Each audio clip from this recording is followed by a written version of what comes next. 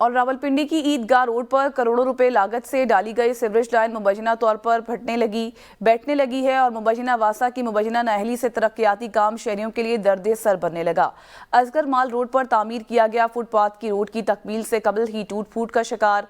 اسی حوالے سے مزید تفصیلات حاصل کریں گے انوار الحق مغل سے۔ جی انوار، کہیے گا۔ جی بالکل، یہ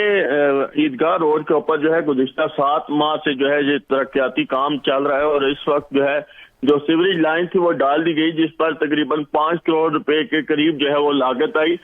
لیکن ابھی ذرائع کے مطابق جو لائن تھی سیوریج لائن وہ مختلف مقامات سے بیٹھنے لگی، اور عیدگاہ جو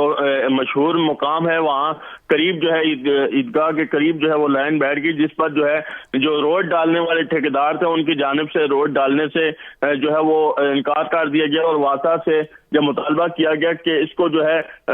ٹھیک کیا جائے، اس کے بعد جو ہے وہ روڈ ڈالا جائے گا۔ اس حوالے سے جب ہماری بات واسا حکام سے ہوئی تو انہوں نے اس بات سے انکار کر دیا کہ سیوریج لائن نہیں بیٹھی، بلکہ یہ جو پی ٹی سی ایل نے کوئی کام کیا تھا جو اس کا مسئلہ ہے۔ دوسری جانب جب ہم نے ٹھیکیدار سے رابطہ کیا تو ٹھیکیدار نے اس بات کی تصدیق کی کہ ہم نے کام روک دیا ہے، اور